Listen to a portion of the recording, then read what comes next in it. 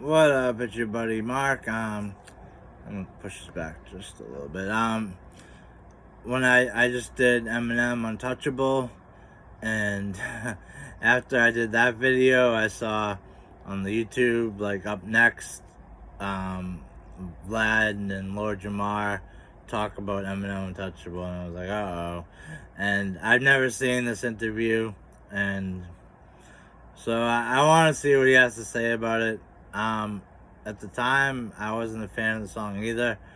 I'm still not really a fan of like the song, like the way it sounds. The hook is real catchy, but the message now I appreciate a lot more than I did when it came out. And anyway, so I wanted to say, Lord Jamar, he's been on Vlad TV. Well, like twice over 2 months. Like, Vlad, you can't get someone else. But I want to give him props for not talking about Eminem. Finally. You know, but this was before Eminem dissed him. But this Lord Jamar, alright, he was talking shit about Eminem like 5-6 years before Eminem finally said something about him. Because it had to be awkward for Eminem. He loved Brand Nubian was one of his favorite rap groups growing up, and Lord Jamar was one of the three of them. So anyway, so of course, eventually you're gonna get dissed. You kept talking about him the way you were, but let's see what he had to say about this song. Cause this is a very controversial song. This is Jamar's like bread and butter. So Eminem, his new album, I mean, it's going to be out by the time everyone sees this. Mm-hmm. But did you hear the song Untouchable? No. You didn't hear it? No. Why is Vlad so surprised about that? First he said the album's not out yet. Well, maybe the single was out a little bit before that. But Jamar says he's not a fan of Eminem's music, so why would he have heard it? Like if someone asked me, "Do you hear a new 6ix9ine?" I don't like 6ix9ine. Why would I have heard his new song? I mean, I eventually did, only because every YouTuber in the world did a reaction for it, and they did it for views. And I don't know. I did it, and I couldn't live with myself. I deleted it the next day because I was like, I want to bring you guys new music, but I don't want to fucking promote. No, it doesn't need my promotion or anything like that. But I don't want to cover rappers that I don't like or don't respect. But alright, so let's hear Jamar. I don't like it or respect Jamar either. I'm glad you played that shit. Oh, so you heard it now. Okay. Mm-hmm. So this is Eminem's social message song. Right. What'd you think? Am I supposed to think that was positive? Because again, what I heard from that was something totally different, probably, than what everybody else is hearing. Okay, You what'd see you that? Totally different, like totally. See, First of all, this was way before he knew Revival was going to be a flop. Or probably have, not that it was a flop, actually. It was like the best selling album of the year. But for Eminem, it was a flop. But he probably would have had a different attitude. Put himself in the place of the white police officer, which I'm sure wasn't hard to do. I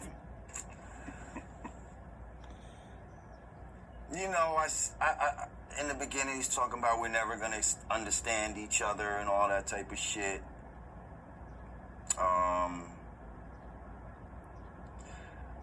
don't know. What struck me the most is, right, like, because I get he's trying to show a play on race relations and all of that. But the hook, like white boy, you're untouchable, all of this type of shit. The hook was really catchy.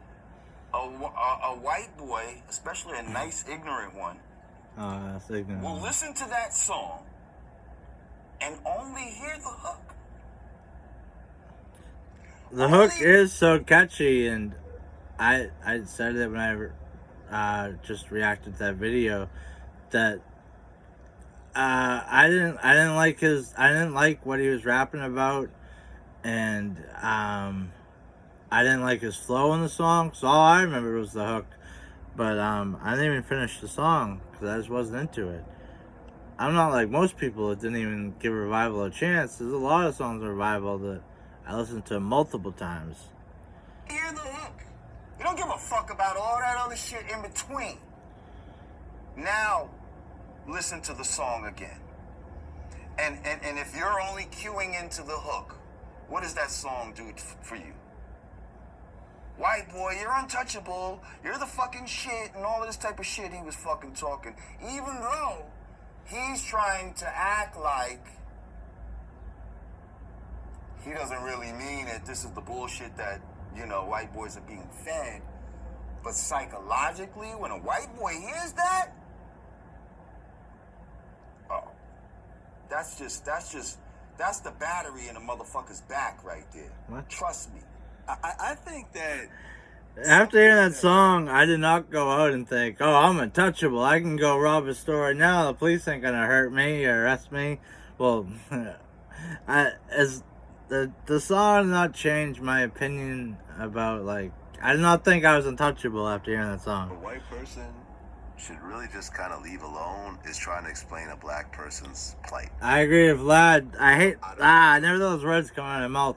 Yeah, that's why I didn't like the song. A white person shouldn't try to talk about the life of what it's like to be black. It's just, as much as I love Eminem, I agree with Vlad there. How to do it. I don't know. Because it can't be done. Yeah, Right. And I can't even agree with these assholes. Eminem's been around. You know what I'm saying? We have similar types of lives. No, Vlad, you know, don't have a in terms similar of type of that. life as Eminem. And I don't know what it's like to be black. Right. Being around black people by osmosis does not make you black, nor a aficionado. Well, there's two ways to look at it. Vlad, if you're someone that interviews rappers that are 90% black for a living, you consider that being around black people. No, that does not, whatever they're saying, make you understand the life of black people. But growing up in a predominantly black neighborhood, being the only white kid, you do pick up the culture more, It's just, you become your environment. Become a product of your environment. And the complexities that go into thereof. Again, why now? Why right now? You talking about all this, you see what I'm saying? Well, when? I feel like people want to talk about shit when they got something to hawk. What does that mean? You see, that's the time when they want to be socially conscious. When they're trying to push something on you. And don't get me wrong. The only thing he was trying to push on you is that he hated Trump. And that freestyle he did, the Trump diss, I disagree with that too. When he drew the line in the sand, I hated that. But now it's anyone I grew up with, that I'm already friends with, that's a Trump fan, I'm not going to let the president get away with our friendship. But anyone new I meet and you're a Trump supporter, it's I don't even want to talk to you. Not gonna lie. Everybody gotta hawk their wares and all that type of shit. So now I agree with them a little bit. .com, the brand new shit and all that. But what I'm saying is he can't. He can't. What did he say about Brand Nubian? He can't go and interview without bringing up his whole group. Don't get me wrong, everybody gotta hawk their wares and all that type of shit. What does that mean, hawk? Shout out .com, the brand new shit and all that. But what I'm saying is, I'm the type of motherfucker, I've been coming on to Vlad for way too much. However many years now. Building, because I feel like the information that we go over and my insight I feel is important for certain people to hear. Okay? Not that I'm here because I'm trying to promote my latest project. What? You don't have any latest projects. No. I'm here because I think a lot of these viewers are important, and my views are important. As far as what I have to say, not the views of people. Your views are pretty much negative. At least, I don't know what it was back. This was like, alright, when did the revival come out? It was early 2017. But like, since maybe you weren't as much hated back when this interview happened, but now people don't like you, Jamar. Like, you look at the comments, there's so many more negative ones than good ones. Watching me, talking about my viewpoint, my vantage point is important, and I think it's I speak for a lot of people that are unspoken for. So that's why I need to be here, not because I got an album coming out next month or da-da-da-da-da, and, you know, if I do, I'll mention that, but a lot of times people seem like, you know, they're going to Nobody speak would up buy when a it's, solo Jamar. you know, when it's convenient for them to do so, you know, and I don't necessarily respect that type of... It's called promotion. When you have an album coming out, you do interviews. When you have a movie coming out, the actors do interviews. It's called promotion. You know the one person who doesn't do that? Eminem. Kamikaze was a complete surprise. Murder by Music, we knew was coming. We didn't know when, who was going to be on it. He wasn't going to let, like, Revival, the track list got leaked and people shit on it before hearing it. And like Eminem said, people already formed their opinion before hearing the album. And they didn't want to be wrong. Nobody wants to be wrong. So they said this album's going to be trash because they had Alicia Keys, Beyonce, and Pink. And him and Pink have a good relationship. I think he used, not used Alicia Keys, but wanted Alicia Keys on that song to really get the message out about Trump. And I heard low-key that Beyonce was a favor to Jay-Z. That Jay-Z asked, can she be on your album? She needs to get a buzz going. Because she wasn't doing anything at the time. Shit, like, you gotta be always on that type of shit for me to really, you know? Like, my son is so consistent with how he moves. You gotta respect that. It's not like, oh, good, my son got a mixtape coming out, and so now he's doing all this activist shit, and as soon as the mixtape died down, you ain't gonna hear no more from him. Nah.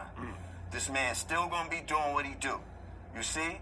So now after this album come out, and it either does what you wanted it to do, or it didn't do what you thought it would, are you still gonna be rocking like this? You're still gonna be talking like this? No. You're not gonna go out to interview him, but they ask the same questions fucking 20 times a day. Or I've seen the Avengers, some of the cast interviews. Boy, they would have to go from city to city, country to country, ask the same questions over and over, and it caused controversy because they started getting so frustrated. So no, you're not gonna do it after the album comes out, after the movie comes out. It's called promotion. I'm sure you did it back in the day. It's a good point. It's a great point, Vlad. We Vlad. have a history of this type of thing. No. And now we're doing one thing back after Succession, like, you know? But this is his thing, like his whole career was around shock rap and just being shocking. And all the shit he said is not shocking no more. Because, here's what's so funny, right? When Eminem first came out, talking about pills was shocking. Now you have such a pill culture that him talking about, oh, that's a hard Vicodin to swallow. Like, motherfuckers... Yo, those Vicodins were huge. I've never been good at swallowing. I was hooked on Vikes and Perks. Vicodins were big as fuck. And sometimes I would gag on them because they were so fucking big. So, Jamar, you know what you're talking about. And, yeah, when Eminem came out, he was doing drugs and pills. And then he got sober. but they'll still say it rhyme like that. It's a hard Vicodin to swallow, because they're fucking hard to swallow. They're a big fucking pill. At least the 7.5s. Anyway. No, Vicodins are actually easy to swallow. I swallow them all the time. All you gotta do is cut it in half. Like, you see what I'm saying? Like, it's not fucking shocking anymore. Like, so now when you're an addict, you're not gonna sit there and break it in half, and you're not just gonna take just one. You're gonna, you want to take like 4 at a time. Taking one at a times, you're not sitting there break them in half. Taking one at a time is about the most you're gonna do. to find some other shocking shit. Oh, wait a minute, Eminem's being political. That's shocking. You see? Yeah, because I remember Eminem's first album. It's not shocking. He joked about Clinton, but he liked Clinton. Then he hated Bush. He made songs trashing Bush. Then he liked Obama. So for 8 years, you didn't hear anything political from Eminem. Then all of a sudden, why is he political? Because he doesn't like Trump. But he was always been in tune with politics. He just liked Obama. So he never rapped about him. His CD actually had a pill, like a Vicodin or something. Yeah, pill when he's a drug on addict. The CD itself, it was like a drawing by this. Look at the size of So did he plant the seeds of all this pill culture shit in rap? Maybe. No. And can y'all... Maybe. What? Huh? What do you mean? Well, hold up. Lil Wayne. I'm sorry, Lil Wayne and Lil Wayne fans, but drinking lean and taking pills, Lil Wayne planted that seed. He's the reason for all these little rappers. They sound just like him. They look like him. They talk like him.